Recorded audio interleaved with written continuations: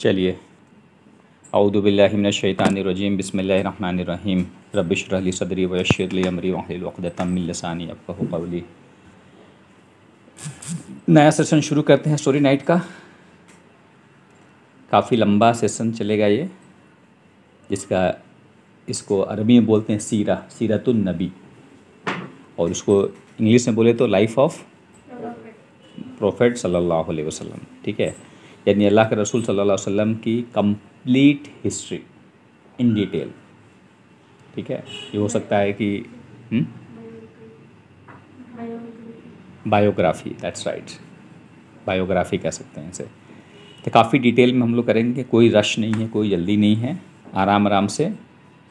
और सीरा क्यों पढ़ना है, अल्लाह के रसूल सल्लल्लाहु अलैहि वसल्लम की हिस्ट्री को क्यों पढ़ना है? अल्लाह ताला ने कुरान में कहा है, सूरह 33 है, यानी सूरह अहज़ाब में अल्लाह ने कहा है कि तुम्हारे लिए अल्लाह के रसूल में एक बेहतरीन नमूना है। क्या कहा?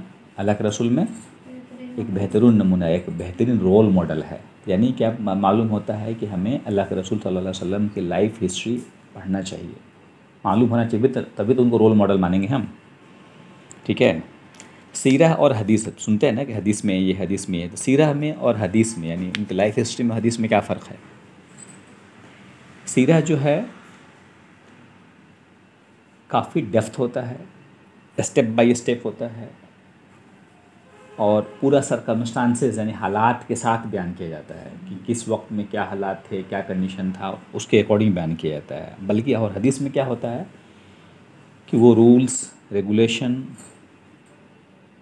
टॉपिक बेस्ड होता है, किस लॉ बेस्ड होता है वो। ठीक है ना, तो ये सीरा में क्या है कि हम डेप्थ जानते हैं, हालात को जानते हैं, एक अल्लाह के रसूल सल्लल्लाहु अलैहि वसल्लम को एक इंसान के लेवल पे ला के समझते हैं। क्या समझते हैं?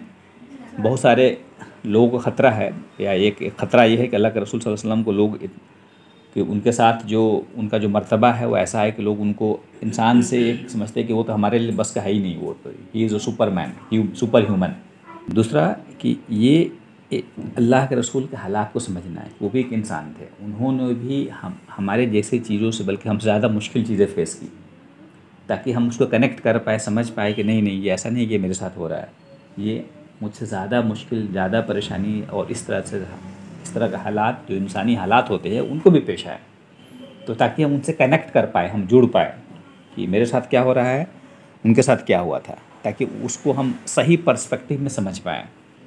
ठीक है, नहीं तो हमें लगता है क्या कि उनके हालात और थे, हमारे हालात कुछ और है, उनके साथ तो ये मामला था, मेरे साथ ये मामला है, ताकि हम समझ पाए कि नहीं, वो भी हमारे ही जैसे हम एक्सपीरियंस करते हैं, पेन को एक्सपीरियंस करते हैं, प्लेजर एक्सपीरियंस करते हैं, रिश्तेदारी, भाई बहन रिश्तेदार और जो हालात आते हैं, जो दुनिया में इंसान के हालात आते हैं, जैसे हमारे में हमको आते हैं, वैसे उनको भी हालात आते थे, ताकि हम उनसे कनेक्ट कर पाए सही तरीके से। ठीक है ना। और ये पहले भी मैं बता चुका हूँ, हम जब किसी को जानते ही नहीं है तो क्या मोहब्बत करेंगे? मोहब्बत के लिए शर्त है किसी को जानना पड़ेगा ना। हम जिसको जानते ही नहीं हैं उसे क्या मोहब्बत करेंगे हम? तो एक और इम्पॉर्टेंट है कि उनको हम समझें, उनके बारे में जानें। ठीक है। मालूम चले कि उन्होंने कैसे एक फैमिली लाइफ गुजारी, कैसे एक फैमिली लाइफ गुजारी, बीवियों के साथ कैसे रहे, बच्चों के साथ कैसे रहे, लोगों से कैसे इंटरेक्ट किए, समाज में कैसे रहे, गैर मुस्लिम थे उनसे कैसे इंटरेक्ट किए, मुस्लिम थे उनसे कैसे इंटरेक्ट किए, पड़ोसी थे कैसे उनसे इंटरेक्ट किए, बच्चों से कैसे इंटरेक्ट किए, ये सारी बातें सब जब हम उनकी हिस्ट्री पढ़ेंगे तमाम बातें आ जाएंगी कि उनका तरीक़ा क्या था बच्चों से मिलने का, घर वालों से मिलने का, पड़ोसी से मिलने का, गैर मुस्लिमों से मिलने का, सब तमाम चीज़ें खुल के आ जाएंगी। ठीक है ना। और सबसे इंटरेस्टिंग बात क्या है कि हिस्ट्री में एक अल्लाह के रसूल सल्लल्लाहु अलैहि वसल्लम का जो वाक़या है, जो एक एक स्टेप बाय स्टेप रिकॉर्डेड है, एवरीथिंग इज़ रिकॉर्डेड। उनकी लाइफ हिस्ट्री जैसी किसी की लाइफ रिकॉर्ड नहीं हुई है, उनके लाइफ हिस्ट्री जैसे किसी की लाइफ हिस्ट्री रिकॉर्ड नहीं है पूरे हिस्ट्री में। ठीक है ना। एवरीथिंग, उनका पूरा लाइफ, उनका बैकग्राउंड, इवन उनके पैदाइश से पहले क्या हालात थे, उनके पैदा होने से पहले क्या हालात थे, अरब के क्या हालात थे, एवरीथिंग इज रिकॉर्डेड, सारी चीज़ें रिकॉर्डेड है, सारी चीज़ें लिखी हुई है, मौजूद है, कोई फिक्शन नहीं है। This is not a fiction. Fiction समझते हो ना, कल्पना, काल्पनिक चीज़ें, एक तसव्वुरात, एक सिर्फ इमेजिनेशन नहीं है, ये हिस्ट्री है, एक्चुअल फैक्ट्स है, ठीक है। और हमारा मानना है कि he is best of the humanity, इंसानों में सबसे बेहतर इंसान अल्लाह ने किसको बनाया? अल्लाह के रसूल सल्लल्लाहु अलैहि वसल्लम को। बल्कि हम ही नहीं मानते हैं, बल्कि गैर भी मानते हैं इस बात को, गैर भी मानते हैं इस बात को कि सबसे सक्सेसफुल और सबसे बेहतरीन इंसान जो इस ज़मीन पे आया है वो है मोहम्मद रसूलुल्लाह सल्लल्लाहु अलैहि वसल्लम। अब स्टोरी का पार्ट शुरू करते हैं। स्टोरी का पार्ट शुरू करते हैं। अरब के हालात क्या थे? अल्लाह के रसूल सल्लल्लाहु अलैहि वसल्लम से पैदा होने से पहले अरब के हालात क्या थे? सबसे पहले अरब का मतलब क्या होता है? अरब वर्ड का दो मतलब, एक तो होता है एक डेजर्ट, एक होता है डेजर्ट मतलब बियाबान, रेगिस्तान, बियाबान, एक वो मतलब है। दूसरा मतलब होता है फ्लो, मतलब एक बहाव, बहाव मतलब फ्लो इन स्पीच, यानी ऐसे जिनकी ज़ुबान बड़ी ही साफ हो, साफ साफ बोलते हों, उनके ज़ुबान पे पकड़ हो, बात करने पे, तकरीर पे पकड़ हो, उसको बोलते हैं अरब, यानी बहुत क्लियर हो। और बहुत ज़्यादा वो लोग अरब वाले क्या थे, बहुत ज़्यादा पर्टिकुलर थे, उनको बहुत ज़्यादा ध्यान रखते थे कि उनकी ज़बान में कंप्रोमाइज़ नहीं होनी चाहिए। अपनी ज़बान को लेकर, अपनी भाषा को लेकर, अपनी लैंग्वेज को लेकर बहुत ज़्यादा सेंसिटिव थे वो, उसको बहुत ज़्यादा प्रिजर्व किए थे। ये लोग कहते हैं, हिस्ट्री में आता है 3 तरह के अरब हैं, ठीक कहते हैं। सबसे 3 टाइप्स के लोग हैं अरब में। पहले हैं जिसको बोलते हैं अरब बाईदा, अरब बाईदा, यानी वो लोग जो कौम आद, कौम समूद वगैरह वगैरह जो नबियों के उम्मत रहें, जो ओरिजिनल अरब थे, कौम आद, कौम समूद, कुरान में जिक्र है ना भाई, कौम आद आई, कौम समूद आया, इनका तो कोई एग्जिस्टेंस नहीं है, चूँकि अल्लाह ताला ने अज़ाब भेजा और सब ख़त्म हो गए। कौम आद, कौम समूद का तो वो एग्जिस्ट नहीं करते हैं। दूसरा अरब वो लोग हैं जो उनको बोलते हैं अरब आरिबा, अरब आरिबा, जो कबाइल लोग हैं, यानी जो यारूब बिन यशरब, यारूब बिन यसजब बिन कहतान की नस्ल से हैं, यानी इनको बोलते हैं कहतानी अरब, जो कहतान की नस्ल से हैं। इनकी नस्ल से कहतान, इनको बोलते हैं कहतानी अरब, और इनका ओरिजिन है यमन, ठीक है। तो ये एग्जिस्ट करते हैं यमन के ओरिजिन से जो अरब हैं, ऐसे याद रखो। और तीसरे जो कैटेगरी है जिसकी तादाद ज़्यादा है, उनको बोलते हैं अरब मुस्तरबा, यानी इस्माइल अलैहिस्सलाम की नस्ल से जो लोग वहाँ बसे हैं, उनको बोलते हैं अदनानी अरब। क्या बोलते हैं? अदनानी अरब। यानी 2 पार्ट्स में याद रखें उसको, एक तो है कहतानी अरब और एक है अदनानी अरब। कहतानी अरब उनको बोलेंगे जो लोग मुल्क यमन से जिनका ओरिजिन है, और अदनानी अरब उनको कहेंगे जिनका ओरिजिन कहाँ से है, हजरत इस्माइल अलैहिस्सलाम। हजरत इस्माइल अलैहिस्सलाम किनके बेटे हैं? हजरत इब्राहीम अलैहिस्सलाम के बेटे हैं। इब्राहीम अलैहिस्सलाम कहाँ पे थे? इब्राहीम अलैहिस्सलाम थे फ़िलिस्तीन में। कहाँ पे? फ़िलिस्तीन में। उनकी वाइफ थी, एक का नाम था हाजरा, एक का सारा। तो हाजरा जो थी, हाजरा अलैहिस्सलाम, उनसे बेटा उनसे हुआ था उनको बेटा जिनका नाम था इस्माइल अलैहिस्सलाम, ठीक है। और काफ़ी वक्त के बाद हुआ था, बोलते हैं ना कितने साल के बाद, कहते हैं कि 80 साल की उम्र में उनको बेटा हुआ, ठीक है ना। काफ़ी वक्त के बाद उनको बेटा हुआ, और बेटा हुआ, अल्लाह का हुक्म आ गया कि इनको ले जाओ और एक ऐसे ही बियाबान में छोड़ के चले आओ। तो उसको लेके गए। पूरा स्टोरी हमको डिटेल में नहीं जाना है, 1-2 पॉइंट जो रेलेवेंट है अल्लाह के रसूल सल्लल्लाहु अलैहि वसल्लम के स्टोरी से कनेक्ट करने के लिए, वहाँ पे हम आएंगे। तो अल्लाह के हुक्म से वो लेके गए, और आज जहाँ बैतुल्लाह है, जिसको उस वक्त हजाज का इलाका बोलते हैं, हजाज में लेके गए। और जहाँ पे बैतुल्लाह है वो एक तरह से टीला जैसा था। टीला मतलब क्या हुआ, एक हल्का ऊंचाई जैसा था, ठीक है। टीला उभरी हुई ज़मीन थी, जहाँ पे सैलाब आता था, बारिश का पानी या सैलाब आता था, बाढ़ आता था, तो उसके दाएं बाएं होकर गुजर जाता था। छोटा सा ऊंचा हुआ था, कुछ था नहीं वहाँ पे पहले। और पास में एक दरख्त था, जहाँ पे जमजम है उसके पास में एक दरख्त था उस वक्त। तो वहीं उस टीले के पास गए, थोड़ी ऊंचाई पे थी। टीले पे अपनी बीबी हाजरा और अपने बेटे इस्माइल, जो कि बहुत छोटे थे, उनको वहीं पे छोड़ दिए। कुछ खाने का सामान लेके गए थे, खजूर वगैरह जो भी चीज़ें हो सकती हैं, कुछ मस्कीज़ा, पानी का जो मस्कीज़ा होता है, नहीं, एक पानी का बैग हो जैसे होता है जिसको हम मस्कीज़ा बोलते हैं, वो बैग लेके गए थे पानी का। और उनको पूरा वाक़या वो देकर वहाँ रख के वो वापस चले आए। ठीक है, पूरा वाक़या है कैसे कैसे उनका खाना ख़त्म हो गया, पानी ख़त्म हो गया, तो कैसे उनकी प्यास लगी, तो कैसे हाजरा अलैहिस्सलाम कैसे वो पानी के लिए सफ़ा और मरवा के 2 पहाड़ों के बीच में की, और वो फिर वो जमजम का पूरा वाक़या है। ठीक है ना, पूरा जमजम कैसे वजूद में आया। और उसके बाद क्या हुआ, जब जमजम वजूद में आ गया तो वहाँ पे रहने लगे आराम से। फिर वहाँ पे काफ़िला गुजरता था, काफ़िला पहले भी गुजरता था वहाँ से। काफ़िला मतलब सफ़र करने वाले, जो लोग ग्रुप में सफ़र करते थे, कैरावन।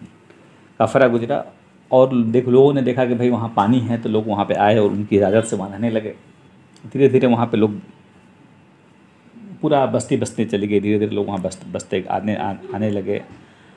और सबसे पहले यमन का काफ़िला आया था, और फिर धीरे धीरे वहाँ लोग आते गए, और फिर उनसे कैसे डील किया कि हम उनके बदले खाने देते हैं, वो उनके बदले पानी मिलता, और वो कैसे वहाँ पे पूरे धीरे धीरे आबादी बसती चली गई।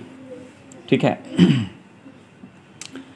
हज़रत इब्राहीम अलैहिस्सलाम तो कहाँ हैं, वो तो छोड़ के चले गए थे। वो बीच में कई बार आए, बीच में उनका आना जाना रहा एक वक्त के बाद। और रिवायतों में आता है कि वो एग्जैक्ट कितनी बार आया उतना तो जिक्र नहीं है, लेकिन 4 बार का कंफर्म है कि 4 बार वो आए हैं। 4 बार का आना उनका कंफर्म है कि 4 बार वो फ़िलिस्तीन से आए हैं। कहाँ पे? हजाज, यानी जहाँ पे मक्का है, जहाँ पे उनके बेटे और वाइफ छोड़ गए थे, वहाँ पे आए वो। ठीक है। पहले विज़िट में जो पहले आके रह रहे थे, उस विज़िट में कुरान खुद आया है कि अल्लाह ताला ने इब्राहीम अलैहिस्सलाम को ख्वाब में दिखाया कि अपने बेटों को ज़बह करने वाला वाक़या है, जो कुर्बानी का पूरा वाक़या है। सुने हो ना, कैसे अल्लाह ने कहा कि अपने महबूब चीज़ को कुर्बान करो।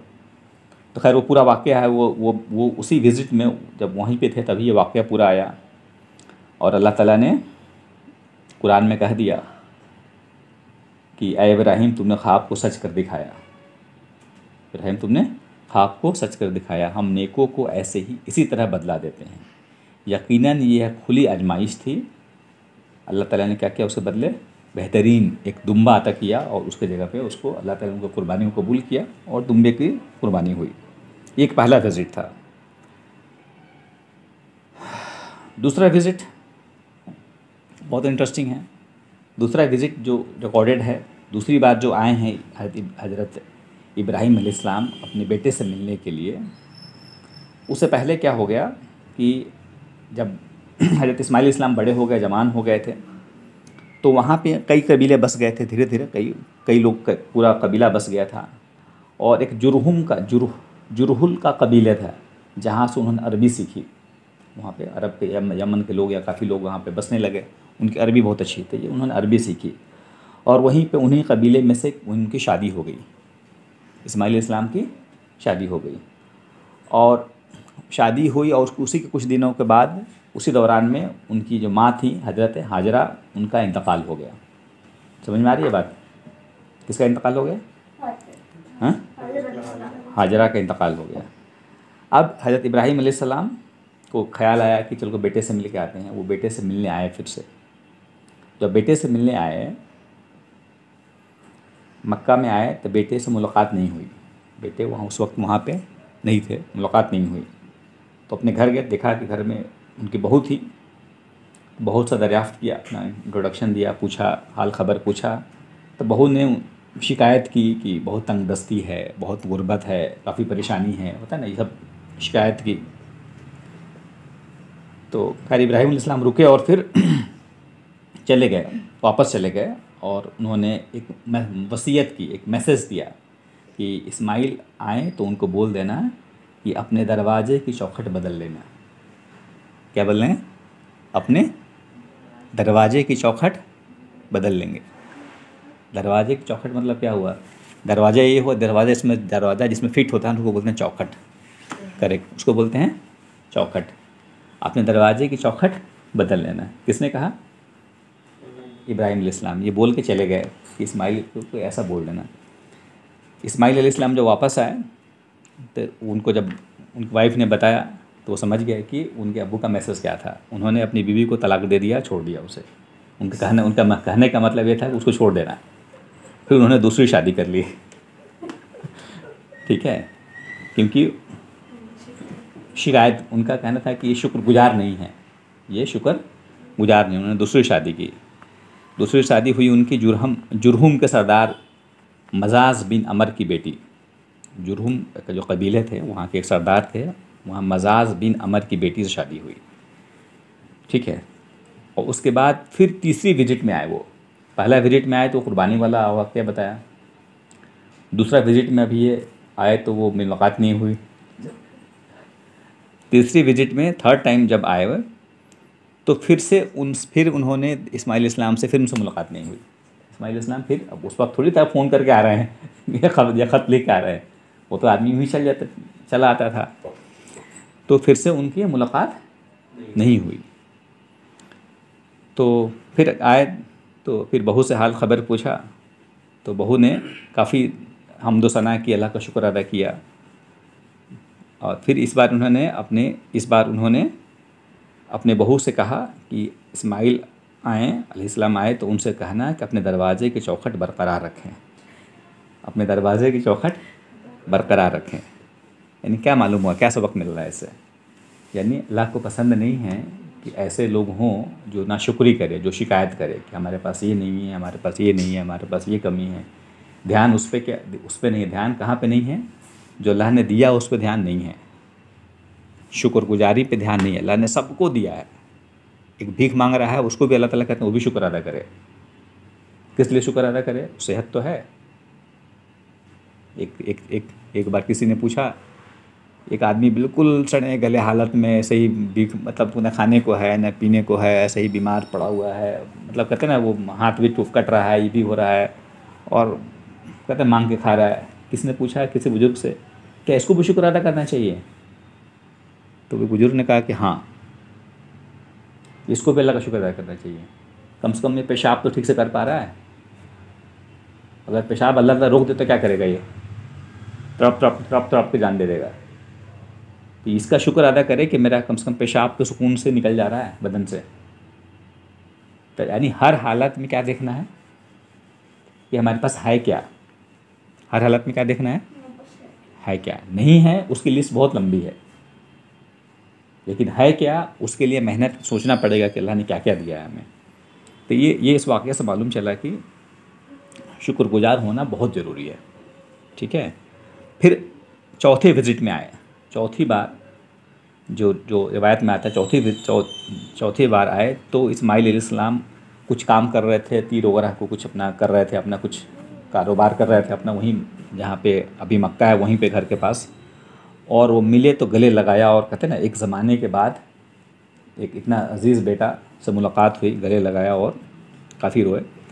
और उसी के दौरान उन्होंने, वो और उनके बेटे ने काबा की तामीर की।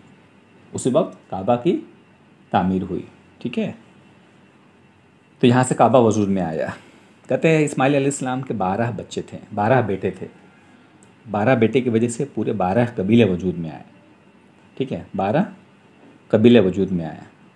और उनका ज़्यादातर जो काम था वो तिजारत था। क्या था? बिजनेस। ज़्यादातर वो यमन, शाम, मिस्र जाना आना होता था। और इन्हीं 12 कबीलों में से एक कबीले से अल्लाह के रसूल सल्लल्लाहु अलैहि वसल्लम का नस्ल निकलता है। ठीक है, उस डिटेल में नहीं जाएंगे। इन 12 कबीलों का नाम भी है, रिकॉर्डेड है, उतना डिटेल में नहीं जाएंगे हम। और अल्लाह के रसूल सल्लल्लाहु अलैहि वसल्लम ने कहा है, इरशाद है कि अल्लाह ताला ने इब्राहीम अलैहिस्सलाम के औलाद में से इस्माइल अलैहिस्सलाम को चुना। किसको चुना? इस्माइल। इब्राहीम अलैहिस्सलाम के औलाद और भी हैं, इसहाक अलैहिस्सलाम भी है। अल्लाह ने क्या कहा है? इब्राहीम अलैहिस्सलाम के औलाद में से किसको चुना? इस्माइल अलैहिस्सलाम को चुना। और फिर उनके बाद इस्माइल अलैहिस्सलाम के औलाद में से उनके नीचे में से फिर कनाना को चुना, और फिर आगे चल के कुरैश को चुना। और कुरैश में से फिर बनु हाशिम को चुना और बनु हाशिम में से मुझे चुना। यानी अल्लाह ने क्या कहा, अल्लाह के रसूल सल्लल्लाहु अलैहि वसल्लम ने क्या कहा कि मैं अपनी जात के एतबार से सबसे अच्छा हूँ। एज ए इंडिविजुअल मैं तुम में सबसे अच्छा हूँ, सबसे अच्छा किरदार वाला, सबसे अच्छे कैरेक्टर वाला मैं हूँ। और अपने घराने के एतबार से भी, अपने ख़ानदान के एतबार से भी अल्लाह ताला ने मुझे सबसे बेहतर बनाया है। वो कहते हैं ना, best of the best of the best of the best में से निकाल कर दिया है, ख़ानदान के एतबार से भी। ठीक है, तो ये अरब के हालात थे उस वक्त। अरब के हालात मैंने बताया उस वक्त बहुत ही अफरा तफरी के थे।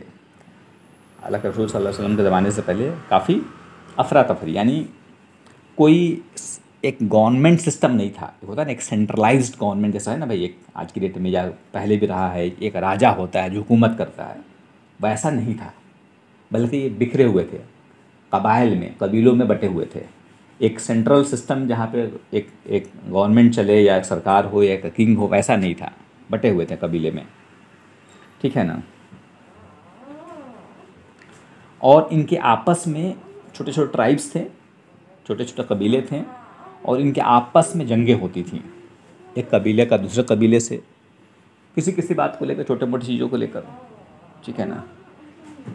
और हालत ऐसी थी कि कोई भी इनको, होता है उस ज़माने में बहुत आम था कि एक राजा एक मुल्क वाला दूसरे मुल्क पर कब्जा कर लेता था, होता था ना, उस पर अटैक किया, उसको कब्जे में कर लिया। इन पे किसी ने कभी कब्जा ही नहीं किया।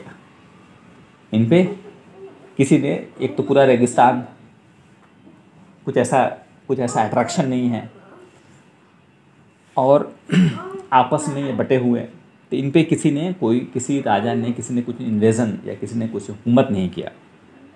ठीक है ना।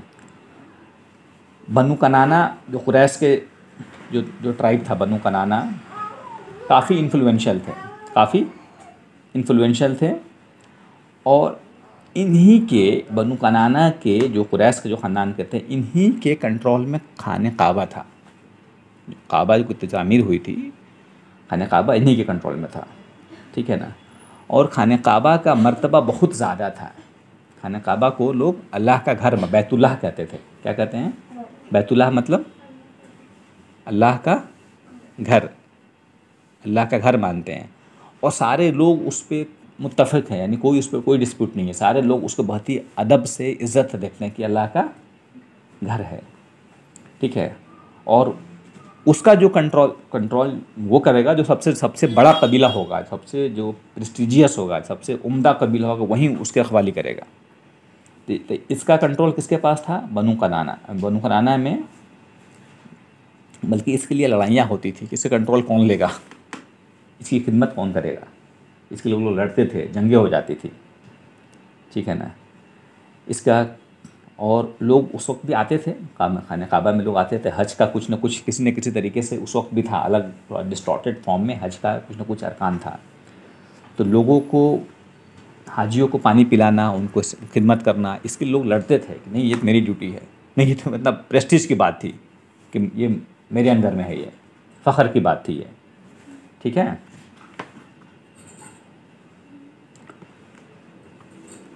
सोशल लाइफ जो था, सामाजिक, अभी कुछ और काफ़ी बैकग्राउंड है इसमें। उस वक्त का जो हालात क्या थे, समाज में क्या हालात थे।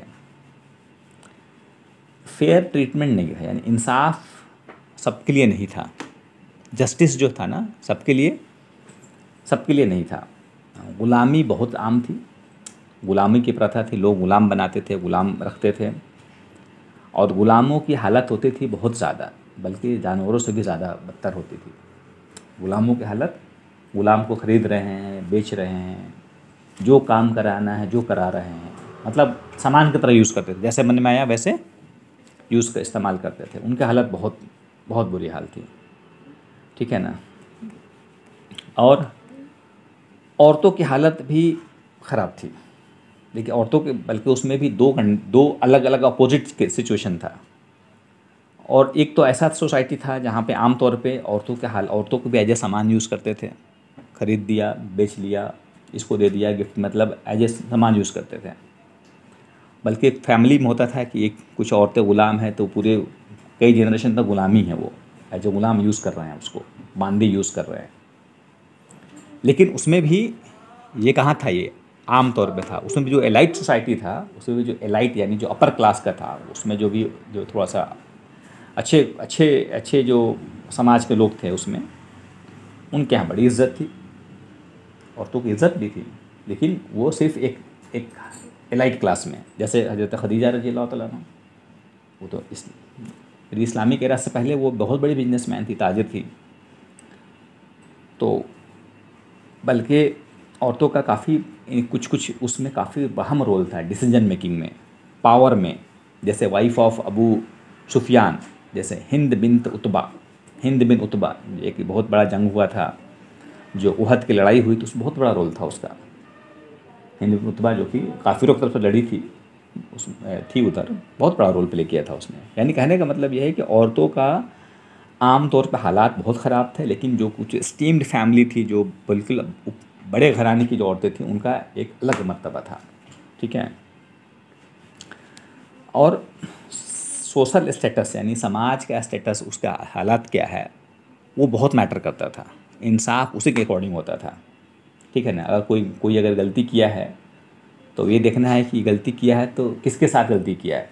अगर वो कोई बहुत बड़ा आदमी के साथ गलती किया तब तो उसकी जान चली जाएगी। अगर समाज में कोई बहुत ही आला ख़ानदान है, उसके ख़िलाफ़ कोई गलत काम कर दिया है, तब तो उसकी जान चली जाएगी। लेकिन अगर वहीं किसी नीचे वाले के साथ गलती किया है तो कोई बात नहीं, सब माफ़ हो जाएगा। तो एक फेयर ट्रीटमेंट नहीं था, एक जस्टिस नहीं था।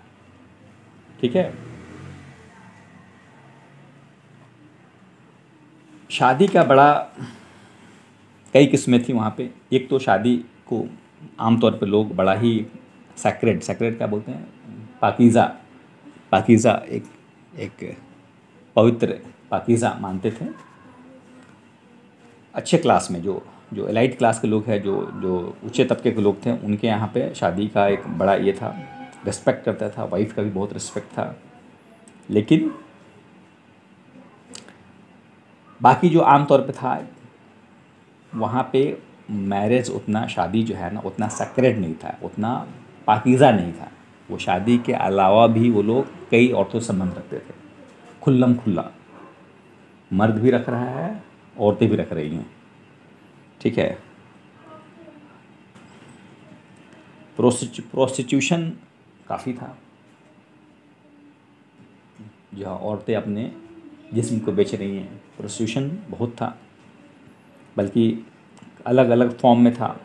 एक तो ओपन प्रोस्टिट्यूशन था, कुछ प्रोस्टिट्यूशन ऐसा था जहाँ पे एक ही औरत है जो कई मर्दों के साथ अपना रिलेशन रखी हुई है, और फिर उसको अगर बच्चा हुआ तो वो एक को इशारा कर देगी ये इसका बेटा है, जो उसको मन में आया। और उसको ऐसा उस वक्त का समाज में था कि जिसके तरफ बोल दिया वो उसका पूरा कफालत करेगा, वो उसको पालेगा, उसी का कहलाएगा वो। और दूसरा था प्रोस्टिट्यूशन, वो तो खैर एक अलग ही कैटेगरी था।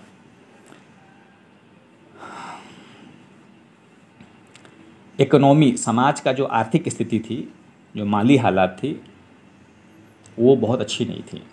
या तो लोग बहुत गरीब थे या तो बहुत रिच थे। कुछ लोग थे बहुत रिच थे, नहीं तो बहुत ज़्यादातर लोग क्या थे, बहुत गरीब थे, बहुत गुर्बत थी। भुखमरी, गरीबी बहुत आम थी। भुखमरी और गरीबी बहुत आम थी। ठीक है। दूसरा, क्या करते थे, इनका काम क्या होता था, ज़्यादातर क्या होता था, इनका ट्रेड होता था, ज़्यादातर इनका बिजनेस होता था, जो कि बाहर की तरफ जाना। और उसमें हज जो है ना बहुत बड़ा रोल प्ले करता था, क्योंकि हज के मौके पे लोग दूर दूर से आते थे। काबा वहाँ पे था, तो उसको लोग सिर्फ वहीं के लोग नहीं बल्कि पूरे इलाके के लोग उसको बहुत ही सैक्रेड, यानी बहुत ही उसको बहुत अहमियत थी उसकी, तो लोग आते थे। तो वो आने की वजह से एक अपने आप में वो भी एक ट्रेड का जरिया था। मेहमान नवाजी बड़ी अजीब व गरीब थी वहाँ की। मेहमान नवाजी बड़ी अजीब व गरीब थी। बल्कि उनके लिए बहुत ज़्यादा इम्पॉर्टेंट होता था मेहमान नवाजी करना, मेहमान के लिए शराब पेश करना, अपने से खाना बनाना। बल्कि बड़े बड़े लीडर जो है ना अपने हाथों से खाना बना के खिलाते थे। उनके साथ सोना, उनके साथ खिदमत करना, उनके साथ, उसको बहुत बड़ा अपने उसमें अपनी फ़ख्र समझते थे। मेहमान आया है, घर में कुछ नहीं है, लेकिन फिर भी जितना हो सकता था मेहमान के नाम पे एक ऊँट है उसको ज़बह कर देते थे। मेहमान की बहुत कदर थी उनके यहाँ पे, मेहमान की बहुत कदर थी। उसमें कुछ बुराइयाँ भी थी, उसमें शराब, प्रोस्टिट्यूशन, यहाँ तक सब कुछ ये होता था उस मेहमान नवाजी के उसमें, ठीक है। और उनके यहाँ ज़बान की बड़ी वैल्यू थी। कोई जजमेंट नहीं था, कोई कोर्ट नहीं था, कोई जज नहीं होता था, बल्कि उन्होंने जो मुंह से निकल गया उसके लिए जान दे देते थे, जान ले लेते थे। जो मुंह से निकल गया उसकी वैल्यू बहुत थी, वो सब पे भारी होता था। अगर कोई कह दिया कि मैंने करूँगा, अब उसके लिए कुछ भी करना पड़े, अब करना है तो बोल दिया हूँ मैंने, मैं अब मैं करके रहूँगा, उसका इम्पोर्टेंस बहुत ज़्यादा था। ज़्यादातर लोग इलिटरेट थे, एजुकेशन नहीं था, लिखना पढ़ने का सिस्टम नहीं था। ज़्यादातर लोग क्या करते थे, उसकी वजह से क्या थी, वहाँ का उन लोगों की मेमोरी बहुत शार्प थी, मेमोरी याददाश्त बहुत अच्छी थी, बल्कि लोग याद कर लेते थे अपनी, लोग चीज़ों को याद कर लिया करते थे। उनके यहाँ एक बहुत अच्छा ट्रेडिशन था कि वो अपने लीनियस को, अपने वंशावली को, अपने नस्ब को याद रखते थे, अपने नस्ब को, यानी मेरे अब्बा का नाम, मेरे दादा का नाम, उनके अब्बा का नाम, उनके अब्बा का नाम, उनके अब्बा का नाम, उनके अब्बा का नाम, उनके अब्बा का नाम। हम लोगों से पूछा जाए तो 2 3 4 जाते जाते सन्नाटा। उनको इसका उनके यहाँ बहुत ज़्यादा इम्पोर्टेंस था, वो अपने नस्ब को याद रखते थे। बल्कि कहा जाता है कि 4 साल के बच्चों को जो है ना, पूछोगे तो अपने 20 पीढ़ी पीछे तक बता देगा वो। 4 साल के बच्चे को कहा जाए तो अपना 20 लीनियज तक काउंट कर बता देगा वो, इतना अच्छा था उनका याददाश्त। यहाँ तक कि अपने जानवरों का भी वो नाम रखते थे, घोड़े का, ऊँट का, उनका नाम रखा करते थे। बल्कि वो अपने घोड़ों का भी लीनियज याद रखते थे कि ये घोड़ी, ये जो है ना घोड़ा है ना, इसके बाप का नाम ये था, उसके बाप का नाम ये था, उसके बाप का नाम ये था, उसको भी पुश्तों के साथ याद रखते थे। इतना उनका शार्प था। शुरू में बताया था अरब का मतलब 2 बताया था, एक तो डिज़र्ट और दूसरा क्या बताया था, फ्लो मतलब उनके बात करने में, उनके लैंग्वेज में बहुत स्मूथ और बहुत ही नफासत, बहुत ही पकड़ थी उनकी। इस वजह से क्या थी, उनकी शायरी, उनकी जो पोइट्री थी ना, बड़ी मशहूर थी। पोइट्री पे बहुत पकड़ थी उनकी, ठीक है, और बहुत ही फ़ख्र महसूस करते थे। बल्कि हज के वक्त में, जब हज का वक्त आता था, हज के वक्त में, हज भी उस वक्त था किसी न किसी बिखरे हुए फॉर्म में। बहुत सारा कुछ आगे हम लोग डिस्कस करेंगे हज का क्या तरीका था, लेकिन हज था उस वक्त। उस वक्त लोग जमा होते थे तो उस वक्त लोग पोइट्री का कंपटीशन होता था, शेर व शायरी का कंपटीशन होता था। समझ में आ रही है बात। और उस कंपटीशन में जो सबसे अच्छा जिसकी शायरी होती थी ना, सबसे अच्छा पोइट होता, जिसको पोइट होता था, उसको बोलते थे मुअल्लक़ात। क्या बोलते थे? मुअल्लक़ात। और उसको काबे पे लटका दिया जाता था कि ये विनर है। ये उस साल का जो विनर होता था उसको कहाँ लटकाते थे? काबे पे। उसको बोलते थे मुअल्लक़ात, ठीक है। अब आते हैं वहाँ के रिलीजन के बारे में। वहाँ पे कौन सा रिलीजन था, किस तरह का धर्म चल रहा था उस वक्त। अल्लाह के रसूल सल्लल्लाहु अलैहि वसल्लम जो आए, उससे पहले कौन से नबी आए थे? अल्लाह के रसूल सल्लल्लाहु अलैहि वसल्लम के आने से पहले कौन से नबी आए थे? इस्माइल अलैहिस्सलाम। कौन बताएगा? अल्लाह के रसूल सल्लल्लाहु अलैहि वसल्लम के आने से पहले कौन से नबी आए थे?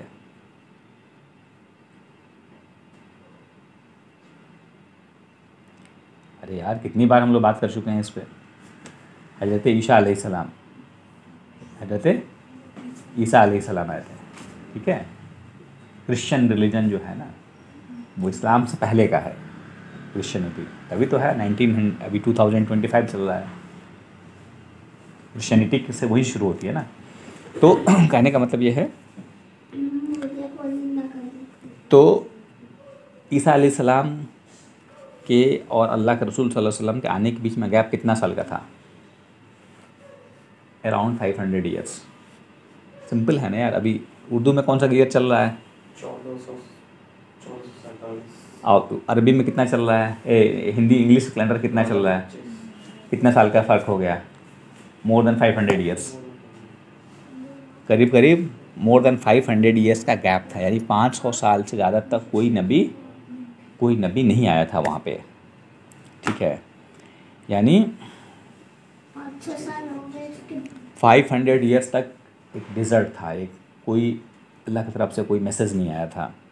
इसलिए अल्लाह ताला ने कुरान में सूरह यासीन में कहा है कि आपको ऐसे लोगों को चेतावनी देनी है, ऐसे लोगों को वार्निंग देनी है, देने के लिए भेजा गया है जिनके बाप दादाओं को कभी चेतावनी नहीं दी गई थी, उनके बाप दादा को कभी वार्निंग नहीं मिला था।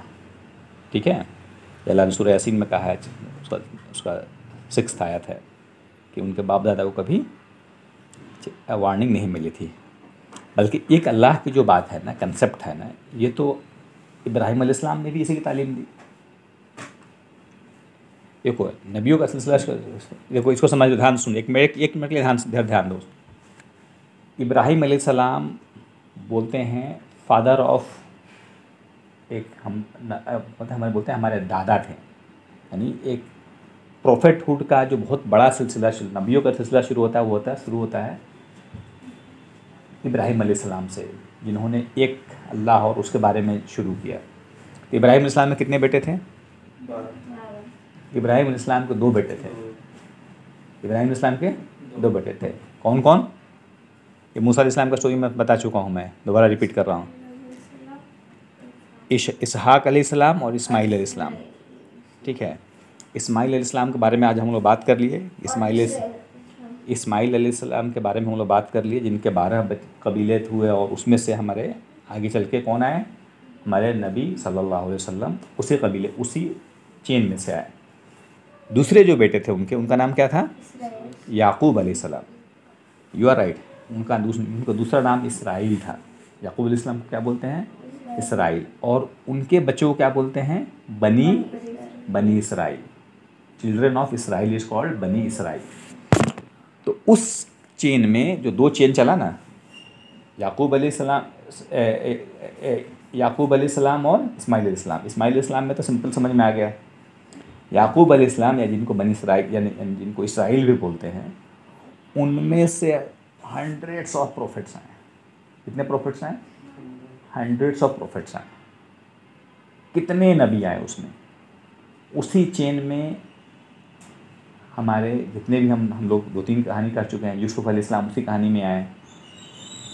उसी कहानी में चल के आगे उसी कहानी में चल के मूसा अलैहिस्सलाम आए। उसी कहानी में चल के बहुत आखिर में एंड हुआ है किस पे? ईसा अलैहिस्सलाम पे। वो एक चेन जो चला है उसमें नबी आकर रुक गया है कहाँ पे? ईसा अलैहिस्सलाम पे। और दूसरे चेन में इस्माइल अलैहिस्सलाम के बाद 9 नबी एक ही बार अल्लाह के रसूल सल्लल्लाहु अलैहि वसल्लम आए। तो ये एक समझना इम्पोर्टेंट है कि ये 2 चेन अलग अलग है। ठीक है, और दोनों उधर भी जो बनी इसराइल में जो इतने नबी हैं, सबका एक ही काम था। सब ने क्या कहा? अल्लाह एक है। तमाम नबियों ने क्या कहा? अल्लाह एक है। और ये एक बहुत बड़ा डिबेट रहा, बल्कि ये एक आगे चल कर हम लोग देखेंगे कि जो बाकी यहूदी हैं या यहूदी हैं या फिर ईसाई हैं, उन लोगों के साथ एक ही प्रॉब्लम था। उन लोगों का था कि भाई आखिरी नबी जो है ना, हमारे चेन में से क्यों नहीं आए? ये दूसरे उधर कैसे चले गए? तो एक उनको इस्लाम नहीं कबूल करने का एक बहुत बड़ा वजह यह भी है कि उन्होंने सोचा था कि आखिरी नबी कहाँ पे आएंगे? भाई नबी का तो पूरा हमारा ख़ानदान है, हमारे तो पूरा ख़ानदान में नबी है, तो यहाँ आना चाहिए था। तो एक बहुत बड़ा ईगो प्रॉब्लम उनको ये हो गया कि ये नबी हमारे चेन में से आते थे, ये नबी हमारे चेन में क्यों नहीं है, दूसरे में चले गए ये। तो कहने का मतलब ये है कि उस वक्त का जो रिलीजन था वो एक अल्लाह के एक अल्लाह को मानना, ये तो हज़रत इब्राहिम अलैहिस्सलाम के ज़माने से चला आ रहा है। जितने नबी सब ने कहा था लेकिन हुआ क्या, समय के साथ, वक्त के साथ साथ क्या हुआ, लोगों ने बुत की पूजा शुरू कर दी। क्या कर दी? बुत की पूजा शुरू कर दी। और ये बुत कैसे आया? आखिर बुत तो नहीं था शुरू में, बुत के बारे में किसी ने नहीं कहा, आखिर कैसे शुरू हुआ? इसके बारे में बहुत इंटरेस्टिंग वाक़या है। ठीक है, एक इंसान था जिसका नाम था अम्र बिन लुहाय। अम्र बिन लुहाय सबसे पहले वो बुत लेकर आया अरब में। सबसे पहले वो बुत लेकर आया। वो सीरिया, शाम गया था, काफ़ी दूर, वहाँ गया, वहाँ पे देखा लोगों को बुत की पूजा करते हुए।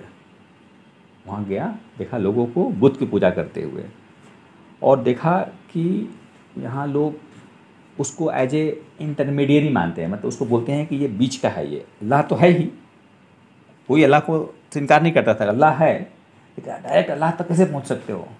इनके ज़रिए से मांगो ना तो ये जल्दी से काम हो जाता है, इनके ज़रिए से करो तो ये काम फटाफट हो जाता है। तो उन लोगों को देखा वहाँ पे करते हुए, तो वहाँ से उसने भी एक बुत लेकर आया। एक बुत लेकर आया जिसका नाम था हुबल। हुबल नाम का बुत लेकर आया। और ये अमर बिन लुहाय जो था वो अपने कबीले का बड़ा लीडर था। वो अपने कबीले का एक बड़ा लीडर था और काफ़ी बड़ा ताजिर था, काफ़ी बड़ा बिजनेसमैन था, खूब ट्रेवल करता था, खूब सफ़र करता था। तो लोगों में उसकी बड़ी इज्जत थी। तो वो जब लेकर आया तो लोगों ने उसकी बात मानने लगे। जब वो लेकर आया तो लोग उसकी बात मानने लगे। उसने जिन जिन्नों के हेल्प से कुछ जगह पे जद्दा के पास कुछ बुत गड़े हुए थे, उसमें से खोद के निकाला। कहते हैं कि वो नूह अलैहिस्सलाम के दौर में, कुरान ने बताया है उसके बारे में कि नूह अलैहिस्सलाम के दौर में जो बुत दफन किए गए थे उसको उसने निकलवाया और लोग उसकी पूजा करने लगे। इसलिए सूरह नूह में आया है, और सूरह वो पाँच बुतों के बारे में आया है। अल्लाह ताला ने सूरह नूह के बाद फ़ौरन जो नेक्स्ट सूरह आया है वो सूरह जिन आया है, अल्लाह ने इसका जिक्र किया है। तो ये है कहानी उस वक्त के हालात की। बल्कि अलग अलग लोगों के अलग अलग बुत थे, अलग अलग जो कबीले थे, ट्राइब्स थे, उनके अलग अलग बुत थे। जैसे ताइफ था, ताइफ एक कबीला है, तो वहाँ पे लात जो बुत था उसका, वहाँ का उनका एक बुत था अपना पर्सनल। लात और उज़्ज़ा था, वो नखला कबीला था, उनका था। मनात यानी यसरिब, जिसका नाम अब मदीना चला बाद में, उनका। तो ऐसे बहुत सारे कबीले के अपने अपने ख़ास बुत थे, और बुतों की अपनी बड़ी एक इम्पोर्टेंस थी। ठीक है, बल्कि बुत तो एक तो अपने छोटा उसको एक कहते हैं ना, एक अपने इलाके में बना लेते थे, ये बुत के रखने की जगह है, और उसका वो तवाफ़ करते थे। उसका वो तवाफ़ करना मतलब उसके सर्किल चारों तरफ घूमते थे। ठीक है, और सारे बुतों का एक जो है ना, एक रिप्रेजेंटेटिव, एक जो मेन बुत होता था ना, उसका एक मेन वर्जन जो है ना वो रखते थे काबा में। ठीक है ना, उसका जो एक छोटा वर्जन रख लिया अपने यहाँ पे, मेन वर्जन कहाँ पे है? वो काबा में है। तो काबा की बड़ी इज़्ज़त इसलिए इस वजह से भी थी कि भाई सब सारे बुतों का माँ बाप कहाँ बैठा हुआ है? काबा में है। इसलिए काबा वाले से पंगा नहीं लेने का। ठीक है, काबा में बताते हैं कि 360 बुत थे, 360 बुत थे। तो यहाँ पे ख़त्म करते हैं। और भी कुछ चीज़ें हैं उस वक्त, और रिलीजन के बारे में, क्रिश्चियनिटी क्या था और क्या अंधविश्वास था, बहुत सारी चीज़ें हैं। इस पर हम लोग आगे बात करेंगे।